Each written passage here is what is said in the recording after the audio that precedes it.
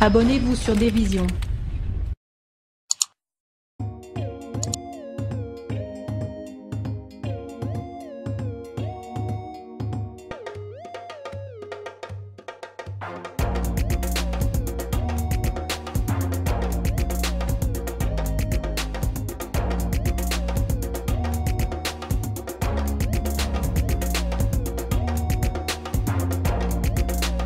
Bonsoir à vous, ñu leen nuyu di leen waxati dalati leen jàmm fi nga xam ne mooy Dévision internationale yéen a ngi seen biir émission Takasa Daal tey nag ñi ngi ñëwoon fi nga xam ne mooy Parcelles Assainies unité 15 tey ñëwoon seet si benn animateur boo xam ne kenn dootu ko présenté ci milieu rap galsen parce que c'est un bête ci kaw scène bi tu vois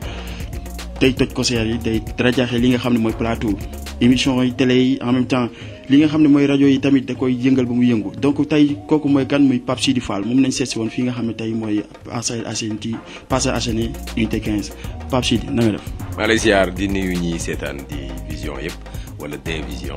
mais bu nekkee division bi aussi baax maa leen nuyu Louga maa ngi lay ziar bu bëri. ginnaaw bi ngeen nuyoo ba pare tey ñu wax ne Pape Sidi Fall fan la soxe ko ak nan la def ba commencé li nga xam ne mooy carrière am ci côté animation. fan laa tàmbalee maa ngi tàmbalee animation Kaolack. Ma région foofu laa tàmbalee def li ñuy wax animation par le biais des fuural koñ rajo crochet ak Fosco yi si sama school ci laa jógee noonu nag intégré benn rajo bu ñuy wax rajo Dunia en 2004 c'est là où j'ai vraiment commencé à tâter le micro en tant que professionnel à la rajo Dunia de Kaolack et par la suite yàlla di def ma jëflante ak njabootu Imam Assane Cissé bu Kaolack di jarbaat ci Baye Niass moom mu nekkoon imaamu Medina Baye amoon benn rajo boo xam ne américains yi ñoo ko joxoon en collaboration avec la Voix de l'Amérique le VOA ñu jëlee ma Dunia yóbbu ma Alfayda ma nekk fa di liggéey en tant que jeune ñu def ci man yu bëri lu tax ma am ay jumtuwaay yoo xam ne dina ma jariñ ci rajo ak dina ma jariñ ci télé muy wàllu journalisme c'est là-bas que j'ai eu la chance de faire mes formations en tant que journaliste en tant que aussi brand marketer mooy koo xam ne da nga am xam-xam amoo benn diplôme ci marketing waaye am nga xam-xam bu ubbi sa xel ci marketing ba loo xool bu dee marketing ak bu dul marketing di nga ko mën a def ak looy wax di nga xam naka nga koy waxee ba mu mën a approcher nit ñi defe naa loolu moom moo indi sama bagage bu ma am tey ba bu may wax nit ñi di gis benn façade bu xaw a yemambaay c'est là où tout est parti ba bu may dikk 2STV mais pour dire que les débuts ont été forgés et formés à Kaolack tout a été fait là-bas. ok da nga ñëw directement jaar ci Kaolack man damay arrière tuuti ñu ñëw ci côté Diourbel 12 ans nga passé ko ci li nga xam ne mooy rue tu vois donc loolu tamit am na ñu bëri ñu marqué jour boobu bi nga ko waxee tamit am na ñu bëri même man mii ça m'a touché donc loolu dañoo bëggoon tamit nga revenir tuuti balaa ñoo ñëwaat ci Kaolack parce que déjà Kaolack duñu fa jaarat mais nga arrière tuuti ci côté Diourbel bi si 12 ans yooyu nga xam ne nekk nga ko ci mbedd mi quoi. waaw man en fait j'espère que tu n'as pas compris l'histoire et je vais en profiter pour ñu comprendre man Diourbel laa juddoo fa laa yar bi may am defe naa 13 ans xaw ma bu may def daal 4e élémentaire ci la ma sama yaay ne góor moo mën a yar góor mais yow góor nga da ngay dem football yi du ma la aay da ngay bañ da nga bëgg a të da nga bëgg a yàqu donc jigéen mënut a yar góor ci la ma yóbbu ci sama benn nijaay bu nekk Kaolack ma dem fa mais année bi may yegg si Kaolack ak moom année bi ñu koy yëbal mu dem Ndar dafa tombé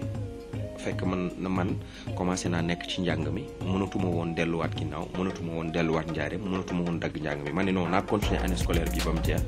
ma xool qu'est-ce que ça va donner léegi nag ci diir boobu du yaay du papa du tante du tonton du mbokk du rakk du xarit kenn koo gis koo xam lu dul ay nit ñoo xam ñu baax ñoo bokkal classe ñoo bokkal koñ ñoo xam ne ñoom ñoo lay jël boo añee fii tey bu subaa nga reeree fii bu ngoonee nga ndekkee fii ainsi de suite da ngay dem école nga am ay relation ay copains yoo xam ne ñoom ñoo lay wax booy kaay fanaan gàlle tey viens on révise par-ci par-là mais il fallait se battre contre la vie aussi pour mën ci génn donc ce qui faisait que bu vacances jotaan dama doon fexe man nan laay def ba liggéey pour mën a am lu ma yóbbul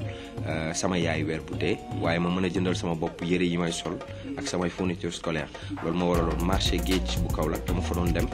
jënd paquetu mbuus bu téeméer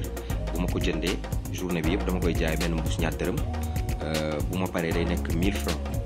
bu 1000 francs yi 100 mbuus yëpp bu jaree 1000 francs ngay am après 1000 francs yi da ngay jël 500 yi nga denk ko ki lay gardeel sa xaalis nga génnee ci beneen 500 jëndiwaat paquetu mbuus pour ëllëg mais à cela s'ajoute aussi da nga doon jàppale ay maires yoo xam ne dañu ñëw waaslu si jën wala ndugg mi diis nga yenul leen boo génnee ba fi ñu jëlee taxi ñu jox la téeméer wala ñu jox la ñaar fukk wala des fois loolu nga doon dajale pour en 3 mois nga am benn 40 000 wala benn 35 000 nga mën ci jënd sa fourniture scolaire te doo wax kenn jëndal ma nga mën ci jënd benn peeru dàll wala ñaar booy échanger nga mën ci jënd ay yére yooyu sol pour boo demee sa ay biir nawle ñu mën la respecter donc ce qui veut dire que ça c'est une partie de ta vie que tu n'as pas voulu vraiment garder secrète parce que je me suis dit que bu metti woon rek nga enfoncer aussi facilité bi mën na décourager pas mal de jeunes donc je leur dis que ce que vous avez dans la vie c'est peut-être une chance il faut saisir l'opportunité que vous avez xam leen ne il y a des milliers de gens il y a des millions de gens qui souffrent dans ce Sénégal xëy na dañoo amul opportunité man bi ma am pour wax mais je me dis que à chaque fois que la vie nous pose un obstacle am na feneen fu muy ubbee ñaari bunt bii buntu pour jaar ci baax la bii buntu bu yomb la bu terre à terre pour jaar ci bon quitte à ce que nit ki xalaat ni lan laa bëgg a def est-ce que man dama bëgg a baax wala dama bëgg a bon est-ce que man dama bëgg lu neex mu yem fi suba wala dama bëgg lu naqari pour mu neex ginnaaw ëllëg c'est des choix. donc par rapport ak ci li nga jot a wax noonu am na ñu bëri am na jeunes yu bëri yoo xam ne ñu ngi fi ce sont des jeunes yoo xam ne ñu ngi yëngu ci côté animation bi di doon bëgg a doon ay présentateurs côté boobu noonu te parce que tey li nga wax dafa am importance par rapport ak sa jaar-jaar donc am na ñoo xam ne dañuy xëy rek bëgg a bon am ñoo xam ne dañuy xëy bëgg a baax donc yow lan ngay lancer jeunes yi nga xam ne ñu ngi doog a jóg te instant bii nii ñu ngi jéem a rêver yegg fu xam ne Pape Sidy Fall ñu ngi fay yegg ban motivation nga leen di jox ko. ndar xëyul sotti gis nga boo bëggee reer guddi da ngay nduggi bëccëg togg bëccëg bu guddee nga mën a teel a reer c'est une phrase qui en dit long man def naa juróom-ñaari at xawma juróom-benni at rajo Dunia de 2004 en 2009 ba bu ñu may yóbbu Alfayda mosuñ maa fay 1 franc. kon ça veut dire que ne gars yi booy commencer bu jiital xaalis. non pas bul jiital xaalis léegi télé bari na rajo bari na léegi da ngay rafet rek ñu indi la ci télé wala nga rafet rek ñu indi la ci rajo wala ne la waaye da nga neex baat wala nga dégg nit ku koy def nga ni non xëy na mën naa ko defee noonu dafa mel ne kuy woy nga dégg ni muy woyee nga taxaw sa téléphone di ko répété waat ñu naan la neex nga baat neex nga baat neex nga baat nga bëgg a dem defi loolu c'est un métier que ça s'apprend man dama doon xëy 8 heures diffuser ay 7 heures astafurlah nga def alxuraan jël oustaz bi def émission fajar rajo bu paree bu 9h jotee animateur principal bi ñëw je me souviens c'était Serigne bi Aliou bu paree nga dugalal ko publicité moom day jug nga dugalal ko publicité jëlal ko benn brève bu midi jotee mu wàcc ñibbi na am na ay fans yu toog si suuf di ko xaar yow yaa ngi toog ne leen xaar leen ko léegi mu wàcc okay. Tu apprends à connaître la physionomie des gens qu'est-ce qu'ils pensent à quoi ils s'attendent bu ñuy dikk c'est-à-dire lépp ci àdduna njàngale la noonu ngay def ba 22h wala ba 23h am na ay ñeneen nit ñuy ñëw altine wala aljuma wala alxames ci guddi da ngay fanaane fonctionner da ngay jàng def technique jàng def publicité bëgg a wax ci rajo bi ñu ne la doo wax pendant 9 ans yaay publicité yaay dem outil publicité yaay jàngi service commercial yow yaay def technique yow yaay animé yow yaay def tout ce qu'il faut comme travail bu fin du mois jotee ñëpp la ñuy fay ba mu des yow te pourtant yàlla xam na ne liñ lay fay liñ leen di fay ñooñu yow yaa koy liggéey mais boo bëggee am li ma la waxoon léegi rek yoon bu gaaw yomb c'est-à-dire moi j'ai vu des gens yoo xam ne mosuñu jaar ci émission xamuñu lan la ñuy conceptionner xamuñu lan mooy temps d'antenne xamuñu lan mooy valeur ajoutée wu animateur dañuy ñëw rek ñu jox leen une grande émission de télévision ñëw rek toog di bëgg def la même chose que Boups la même chose que Jules Junior la même chose que Pape Sidy Fall fekk na ñun yàlla xam na ne dañoo rey man dama doon topp ay nit di leen saraxu pour ñu jox ma voiture sonorisée yi dox si ko ñi radio crochet fuuralu quartier j'ai tout rêvé de vouloir animer à chaque fois bu ma ko animer damay dem ba nit ñi soxlaatee rek seen xel danaa yar si man parce que dañ naan ci la fi. kon jamono jooju noonu yow jot nga animer yenn côté tournée yi comme yenn marques yi quoi. waaw je pense que man maa njëkk a nekk d'après Safwan Penra si hip hop Sénégal man maa njëkk a nekk animateur bu jógee en région ñëw présenter si ay spectacle yu officiel à Dakar. bu njëkk ba da nga doon gis ay animateurs yu région yi dañ leen di woo rek ne leen waa kii région la jógee ñëwal waxal 1 minute nga dem mais man en étant en région dañ ma doon jël fay ma dem Saint-Louis dem Diourbel dem Tamba dem Ziguinchor dem Dakar présenter ay spectacles yu mag te final bi Dakar lay amee te man maay ñëw ma fekk fi ay présentateurs yoo xam ne ils sont connus ils passent à la télé ils sont mieux connus que moi mais être connu et être talentueux c'est diamétralement opposé dafa am lu ñuy wax naan sénégalais xamul talent tur la xam boo ma njëkkee ci rajo wala nga njëkk ma ci télé mën nga ma cee njëkk nit ñi gën laa xam nit ñi gën laa miin nga ëpp may mbokk waaye bu ñu demee ba ci def jot am na lu ma la war a mën a ëpp mooy ni ma koy defee ak ni ma koy waxee ak ni ñu koy def ni ñu koy doxalee c'est-à-dire da ngay tu sens vraiment une grande différence te loolu sàccuma ko fenuma ko luxusuma ko du saafara sooy diwoo da nga koy jàng da nga koy tarbiyu boo ko tarbiyu rek doo ko am. par rapport ak li nga jot a wax noonu ci côté rap Galsen dañ fay ñëw dugg fa tuuti sa premier concert bi nga nekk sur scène ban concert la. sama premier concert. sa premier concert ci rap Galsen ci côté fii nii Dakar. ah am na benn concert bu ma fi ñëwoon. non waxuma am na benn concert da ngay ñëw yëngalal maa ngi tuuti. ban la woon fàttali ma su fekkee xam nga ko. non instant bi kay yow public bi gars yëpp yow nañuy déglu fu mu toll nii Pape. xaw ma ndax da ngaa xam boo xam di ma wax mais man defe naa am na benn premier concert bu ma fi mësoon ñëw bu tuddoon 72 heures hip hop ñu présenté ma ko à la place de l'Obélisque ma ñëw j'ai vu une foule immense ñu présenté ma je venais d'arriver de Tamba dama amoon concert Tamba ma yegg si rek romb Kaolack enchaîné directement ñëw ci concert bi gars yi ne ma ñëwal da ngay présenté ma ñëw j'ai trouvé 2 collègues animateurs après ñi ma. moment boobu noo ko dundee parce que boo jógee side bi ne ñëw fekk fi ñaari collègues animateurs ñu taxaw yow nga ñëw doon lu bees tu vois gars yi am na amoo côté rivalité bu amoon foofu diggante boobu jamono jooju. waaw ñoom dafa am. ak côté xeebeen bi quoi. waaw dafa am Exidex moo ma présenté quoi daal ne kii Pape Sidi Fall la tudd Kaolack la dëkk il fait un boulot exceptionnel nangam dafa am benn son wu kër gi la loi du talion bu mu tegoon gars yi convoqué ko tribunal loolu moo taxoon sax déjà ñoom ñu xam ma. dama yéeg ci kaw scène bi ñu jox ma micro bi c'est ça ma vie quoi c'est ça que je connais c'est ça que j'aime faire man leen est-ce que damay présenter benn artiste ñu ne ma déedéet freestyle la amoo loo wax tu prends un micro devant une foule en délire amoo loo war a wax man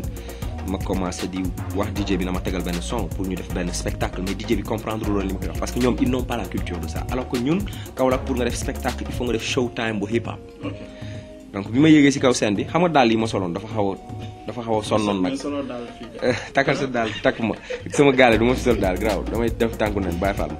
daal yi ma soloon dafa xawoon sonn quoi xaw a xotteeku nii tubéy bi ma soloon xaw a cëkk yaa ngi ma xaw a weex quoi jóge Tamba enchaîné ñëw ba mais gars yi nekk ci ginnaaw ñaari animateur lañ naan keng après damay tourné xool leen ma ne laa ilaaha illallaah oh yéen a ngi ree seen musiba gars yu baax yi mais après le public quand le public a été en évolution bi ma expliqué public bi li ma bëgg a def expliqué du DJ bi ba am symbiose li ma bëgg a def spectacle bi di joxe 1000% ñoom ñëpp dañu arriéraat di xool bi ma wàccee dafa am ñu bëri ñu nekkoon ci suuf daw ñëw gars Ndiaye bëggee naa la fekk am na ay boy Kaolack yu bëri yoo xam ne dañ doon nekk à l'université wala ñuy ñëw Dakar dañ naan la attention am nañ benn gars bu dëkk Kaolack bu diggee fii animateurs yi fi nekk yëpp mooy seen baay da leen di rey mais bon loolu moom mooy affaire u Saloum bu ñu liggéey Kaolack nag xuloo beeg xeex bi ñun nii Tomé Jerry la mais bu ñu génnee rek dañuy représenter li ñu am dañuy am seen drapeau et ils sont fiers de ça je pense que c'est le concert qui m'a plus marqué je connais ces 2 animateurs là mais bon ils sont devenus des copains donc je vais pas les vendre. D'accord ñu ñëw ci li nga xam ne tamit mooy li nga xam ne mooy sa côté 2S TV. Tu vois xaw ma moment boobu fii la fekk. xaw ma fekk bu la parce que est-ce que nekkul woon demal nga dem voyage sax parce que gars yi dañu naan Pape Sidi Fall nekkatul 2S. mais am non je sais mais ñu ne Pape Sidi Fall nekkatul 2S mais moment boobu nag dégguñu woon nga wax ñu ne beneen média moo ko jël. donc immédiat mais bàyyi ma ne un média rek yama pour man quoi yaa ngi dégg léegi loolu lan lañ ci mënoon wax quoi parce que am na ñoo xam ne ba léegi des na leer seen bopp parce que division boobu ci côté net bi am na ñu bëri ñoo xam ne gisaguñ ko comme lépp ci division lay xewee donc peut-être boo ko waxee tam ñoom tam ne ci mën a jëlaale xam. waaw xam nga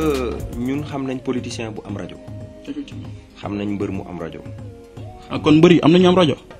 am na mbër yu am rajo. ban mbër la.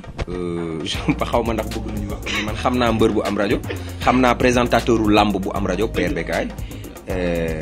defe naa Manga am na Ndefleng FM je pense Manga. xaw ma je sais pas. mais je pense que Ndefleng lu gars yi confirme am na donc je sais pas mais xam naa ni am na ay sëriñ yu am rajo am na ay hommes politiques yu am rajo. mais ñi tax rajo di dox boo ubbee rajo ñi ngay njëkk a seeti mooy des animateurs qui sont capables de tenir une antenne pendant 4 heures de temps fi publicité du dugg du ci journal te nit ñi dañ naan duñ bëgg a dem déglu ci rajo pour journal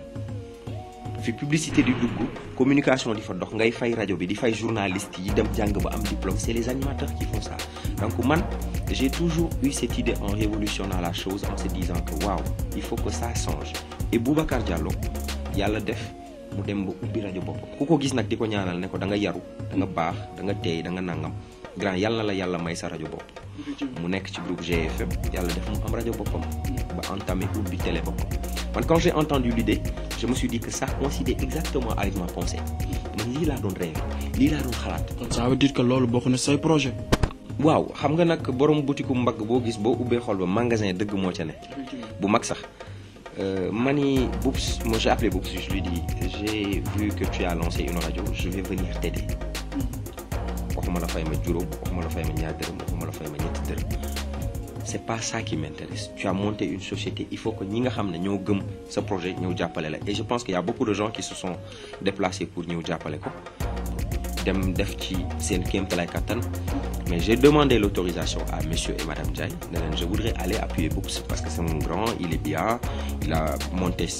une radio et je voudrais aller lui animer quelques émissions ñu ne ma amul benn problème on en a parlé Boubs ma ñëw mu ne ma Ala Ndiaye neen ma su ma la jëlee def may rey ñu déconné retaan je suis à la 2S et chaque soir j'anime des émissions qui ne durent que 45 minutes à iRadio et c'est pour apporter une valeur ajoutée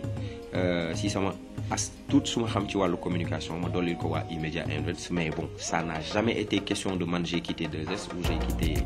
pour aller à iRadio. D'accord côté boobu jàpp naa ne yéen ñi nga xam ne yéenay suivre li nga xam ne mooy Des Visions Internationales tey Pape Sidi Fall leeral na leen ci côté boobu jusqu'à maintenant mi ngi ci 2S en même temps mi ngi ci iRadio donc yéen ñi nga xam ne yéen a safoo Pape Sidi Fall ku neel di ko suivre ci ñaari médias yooyu noonu donc ma ñëwaat ci li nga xam ne tamit mooy sa relation ak artistes yi mooy rappeurs yi mbalaxmaan yi mais damay ñëw surtout ci rappeurs yi parce que ñoom laa gis lu ëpp li ngay joué seen par rapport ak dîner de gala mbalaxmaan yi parce que loolu tamit foog nga expliquer ñu quoi parce que li ëpp ci rap Galsen bi lay gis duñ la gis ci dîner gala mbalax yi. waaw xam nga xamoo nit mënut a ñëw ci Luka ne ko defaral ma dàll te mosu ko gis muy defar dàll. am boo laajee gars yi nekk si hip hop bi ne leen scène rek boo ne concert présentation rek dañ naan la Pape Sidi parce que boo leen laajee pourquoi dañ naan la il le fait bien ainsi de suite Dieu a fait que man mbalax maa ni man ak moom télé man ak ñoom télé rek la ñu gisante ñoom ci télé lañ may gisee man des fois ci télé laa leen di gisee wala des fois ñu am programme boo xam ne sama émission mën naa leen ci jox benn temps de parole ñu ñëw ma invité leen donc ils ne m'ont jamais vu présenter man mosuñ ma woo ne ma kaay présenter ma man je suis un présentateur damay présenter ay concerts yu mag ay marques man marques yi ñoo ma gën a xam en fait même hip hop bi xamuñ man sama ak potentiel mais marques yu bëri boo leen waxee dañ naan la ñun suñu image de marque on a voulu confier ça à Pape Sidi parce qu'il nous fait très bien les produits talking j'ai travaillé avec pas mal d'agences mais mbalaxmaan yi wax dëgg yàlla am na ñu fa nekk di góorgóorlu mën nañ leen bàyyi ñu gérer ko et puis ñoom amuñ dara lu ñuy présenter benn waaye mooy ñëw ànd ak ay orchestre am way Modou Ndiaye Modou Diop kooku benn nit rek ngay présenter alors que dans un concert de hip-hop tu as 10 rappeurs pour la première partie 12 rappeurs pour la deuxième partie pour le rappeur et le rappeur de la fin le rappeur qui organise le concert donc fee moo ëpp activité quoi fee ngay ëpp challenge fee ngay ëpp ay présentation événement. mais lan benn message laa bëgg nga lancer ko par rapport ak parce que en tant que présentateur dañuy gis ne da ngeen di sonn ci kaw scène parce que dañuy gis ñu def 22 artistes wala 15 artistes avant artiste bu mag bi di ñëw. tu vois loolu lan nga war a mën lan nga ci mën a sànni sa kàddu quoi. waaw mais métti na mais grave la parce que man am na ay concerts yu ma doon animé ay terrain Saara. wala terrain Jamono. wala terrain IFAN dañ doon jël ay pneu camion yi dañ doon jël tegale ko teg ci ay planche lal baas ci ginnaaw génne benn bant samp ko mais da ngay gis rappeurs yi dañuy ñëw di rap ñun ñiy rap ak ñiy présenté rek ñoo fay nekk ak DJ bi tànqal waa koñ bi yëpp bu ñu waxee léegi dañ naan waaw gars yi ñu ngi seen biir gaale yi di déglu donc nañ leen rabal quoi donc foofu dañ doon nekk ay 80 rappeurs léegi ça a tendance à civiliser parce que boo xañee ne dañu wàññi rappeurs yi te production concert yi bariwuñ su fekkee rappeur bu nekk am na concert dinañu mën a jël groupe bu nekk concert bu nekk ñu def fa 4 wala 5 rappeurs ñu jouer ñu jox leen temps d'expression te aussi gars yi bu ñuy ñëw ci concert ñaare dañuy bëgg a gis rappeurs yépp ñu ñëw ñu am première partie métti na ci ñun métti na ci public bi mais bon c'est un mal nécessaire boo ko deful doo gis talent wu ñeneen doo am possibilité may ñeneen booy ñu génnee seen talent métti na mais bon nañu gën a wàññi tuuti tey gën a def sélection c'est-à-dire bu fekkoon gars yi dañuy def concert def casting ne ku bëgg a jouer sama concert yónnee ma sa son ma déglu bu son bi naajsee ma programmé la bu naajisul ma ne la sama équipe nee nañ d'accord. mais en fait loolu gars yi ay temps xewaloon nañ ko dañuy joxe invitation déglu sa sound mais jàpp naa ne léegi loolu doxatul parce que jeunesse bi yëpp ñoom ñu ngi ci côté milieu rap bi ñoom ñu ngi góorgóorlu baax ñu ngi jéem a fexe defal ay mixtape yu normal di jéem a job ay instrumental yu normal. waaw léegi technologie dafa yomb carrément léegi ñu ñëw ci li nga xam ne mooy yan relation nga am ak say artistes yan relation nga am yan artistes nga ci ëpp li nga xam ne ñoom ngay caajal ko. am naa artistes yu may gën a caajal man. non effectivement yëpp laay caajal de man. muy kan ak kan. xanaa ma jox la sama whatsapp ma wala ay caaj yi may mujjee. Simon nag. Simon caaj gën ñoo caaj nag dañoo xuloo man ak Simon. waaw mais yaa Simon lan mooy indi seen xuloo bi yaa Simon. histoire non du indi histoire. xuloo bu yàgg leen xuloo nag loolu. mais yow Pape Sidi Fall mën nga ne yow à chaque fois yow bu ñu la bëggee wax Simon nga daw. non dawuma c'est que nettali histoire la indi wala da nga bëgg ñu xuloowaat. non yéen ñaar mënoo leen xuloo du génn tontu la. non mais c'est-à-dire man ak Simon sama grand frère. effectivement dafa am benn affaire bu amoon si fond de culture urbaine mu am si point de vue ma am si son point de vue déggoowuñu ci kàddu mu wax ne ma déggoowuma ak yow ma ne ko déggoowuma ak yow mu buude dem ma buude dem point barre léegi nag les faits sont sacrés les interprétations sont libres chacun peut dire que nii la fa demee naa la fa demee et puis c'est fini bëggatuma dellu si waat ci épisode boobu parce que ça me grandit pas. léegi man je vais le faire en direct yéen ñi may déglu. big respect à toi à tout moment parce que tamit Fall Pape Sidi Fall page Facebook Simon ngeen bind message ne leen yéen ñaar da ngeen war a juboo mais gars yi ñu ngi kaas Pape Sidi kaas bi ñuy kaas mooy que Pape Sidi Fall biñ ko woo ba jot ko donc gars yi foog nga waxtaan ak ñoom te yi woo tey bàyyi téléphone mu sonné du rappelé du bind message sax na yow la kan tu vois loolu lan nga ci mën a wax. maa ngi jégaluwaat ci ñi wax na dama. gars yi Pape Sidi Fall bi jégalu de. maa ngi jégalu bu wér parce que xam nga dama nekk ci liggéey bu métti. effectivement bu tudd télé ak rajo. instant bi may wax ak yow mënoo wuy sa téléphone mënuma wuy sama téléphone balaa émission bee commencé laa jël sama téléphone jox la te jàppal ne noonu ma koy defee nii laa koy defee ci émission yëpp da ngay xëy nekk rajo ngoon nga nekk télé te sama liggéey yëpp li mu soxla mooy làmmiñ nopp xel téléphone làmmiñ la soxla nopp ak xel da nga naan allo làmmiñ bay wax jox nopp bi mu dégg kee la mu wax xel mi xalaat li muy wax ak li mu koy tontu donc li téléphone soxla ci communication moom la sama liggéey soxla donc bu sama liggéey bi tax nit ñi di ma woo jotee damay teg téléphone bi ne nekk ci li tax nit ñi xam ma ba looloo jàll ma door a jëlaat téléphone bi waaye léeg-léeg nga jël téléphone bi nga gis 80 appels en absence 18 messages 300 messages WhatsApp. te loolu lépp da nga koy jot. man xamala mooy sama malheur man benn téléphone laa am bi ma nekkee Pape Sidi ba léegi benn numéro mosuma ko changé mosuma pousse mosuma passe bu ma changé fu ma dëkk bi ma dikkee Ndakaaru ba léegi fii laa dëkk changé wu c'est-à-dire je suis pas du genre à dire ouais je suis connu je vais changer comme ça nit ma bañ ma jot. man des fois damay daw ci message yi ma xool kan moom moo yónnee message vocal dañu may wax ne ma ah vous avez plein message vocal vous avez 98 messages vocal balaa ngay pare beneen appel duggaat. ngay répondre dafay jafe en fait nit ñi dañ naan ma utal assistante affaire yooyu ma ne non bëgguma loolu parce que loolu dafay compliqué nit ñi bu ñu ma woowee man lañ bëgg a jot su ma disponible ma wax ak ñoom. su ma disponible ñu may ma wala bu ma paree man damay rappeler des fois damay rappeler wala may lire message kenn pareegu ma sax beneen appel dugg waxaat ma leneen ma nekkaat ci loolu des fois da ngay dawal alkaati yi arrêté la nga taxaw ñu ne la indi téléphone bi nga jox leen ñu ne yow ak ni nga mel si dëkk bi yëpp. ngay wuy téléphone. ngay dawal ba pare di wuy téléphone mais ci diggante jóge si studio bi di dem si studio bi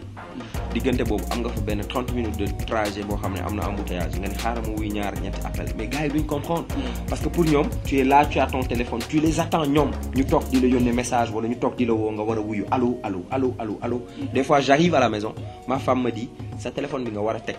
parce que mënoo xëy toute la journée nekk ci sa liggéey guddi gi nga nekkaat ci sa téléphone après tu te dis elle a quelque part raison am na ñeneen ñu nekk fële mer nañ parce que woo nañ la journée bi jotuñ la après tu te dis waaw maa ngi jégalu des fois mu am ñoo xam ne da nga leen yoral xaalis ñu woo la seen numéro jëloo leen après ñu lay woowaat ci beneen numéro. da ngay profité kon yow des fois ma am ay pelej ay gaynde ma yow ay gaynde yu dëgër des fois nit fay ma xaalisam ne ma defaral ma publicité de temps may am temps wu defar publicité bi daf may woo bu ma décroché wul mu woo ma si beneen numéro ma décroché numéro bële mu ne ma aha yaa ko tey yow kon man maa lay woo nga bañ ma jël donc du coup c'est un peu mignon mais na ma gars yi jéggal nekkul na dama graaw wala damay jaay graaw mais billaahi liggéey bi moo métti gars yi comme ni nga ko waxee liggéey bee méttee noonu ñu comprendre que ñu ñëw ci côté comme li nga wax léegi soxna si donc dégg naa ñu ne si Pape Sidi Fall mi ngi ci mariage bi. mu ngi ci mariage bi ba booy dégg ngeen ko mi ngi ci mariage ba leen jàmbur yéen xale yu jigéen yi non si parce que déggoo ma yàggul dara femme bi xam lu ma non dama gis nga posté image am rek dama daanu benn copine noonu ko yow kii dafa am jabar mu ne ko non man sama yónneewu si jabaram mais yooyu noonu nara na xew lan nga si nar a gis yow kon da lay leer na kii mii nii ma xool nii moom tey moom bañu si dara kon mu ñàkk laa gis rek moo waral lu muy def mu def ko ah Khadija de panthère la moom. dégg nga ko Khadija panthère la bal Pape Sidi Fall bu ko sa xool. non xalaatuma loolu li ngay def ni boo ñibbee laay xalaat c'est que bu li yëpp jeexee. kër gi daa doon tàng de. kooku nga wax noonu. information non waxal ak moom waxal ak moom. mi ngi nii dinañ non kooku kay dafa ma dara kooku kay Kaja. dama am jabar ju am jot nekk journaliste. ah bon. te yàlla def na ni ñu bëri dañoo foog ne man dof laa mais danoo xamul sama jabar moom koo koy dof koo koy lay sculpté nga ñëw mu lay xool law def fii kii kan la kan nga doon waxal dañ ma yónnee message audio pour féliciter ma sama mariage ma doog a toog am temps wu déglu ko mu ne ma c'est qui la fille qui te parlait hier ay waay si Louga yaa ngi laaj problème. non mais garaawul gars yi comme ni nga ko gisee ah Pape Sidi Fall foofu noonu gars yi ba leen jàmbur. baleen jàmbur mi ngi nii di réclamer soxna si da koy defal bagage te ok ñu ñëw ci li nga xam ne tamit mooy côté rappeurs yi nga xam ne ay célibataire nañ ak ay sa mbokk animateurs yi nga xam ne ay célibataire nañ yan conseil nga leen di jox tuuti. non ama conseil yu ma leen jox. ama benn conseil benn conseil. célibataire ku ci dee dem safara. non attends taxaw waaw léegi taxaw dañuy waxtaan. célibataire ku ci dee dem safara célibataire dañ leen war a dajale. chaque dimanche yee leen ñu bale mbedd Ndakaaru yi ak Sénégal parce que dañ ñàkk jom célibataire dañ leen war a jàpp posone leen yéen booy ñàkk ngeen jom am leen jom bàyyi leen seen silement yi seen caleçon yu xasaw yi ngeen fóodo seen bopp di ko sol ay 8 jours ñàkk ngeen jom célibataire yi góor yi. ba déglu ma célibataire yu góor yi laa wax parce que célibataire yu jigéen yi buñ sañoon dañuy takk seen bopp mais mënuñoo takk dañuy xaar xale góor yi takk leen. ñi dañoo ñàkk. waa léegi nice ok sa dernier mot de fin Pape Sidi. waaw merci beaucoup ngeen am jom takki jabar. ok gars yi comme ni nga ko waxee ah yéen a ngi woon fi nga xam ne mooy Parcelles Assainies unité 15 ak sama frère Pape Sidi Fall ça a été un plaisir di ñëw fii partager li nga xam ne mooy émission Taka Sa Daal donc ñu ngi leen jox dig daje ba dimanche prochain incha allah à partir de 20h non ki tànku ne la def bul ko jël lool wàcce.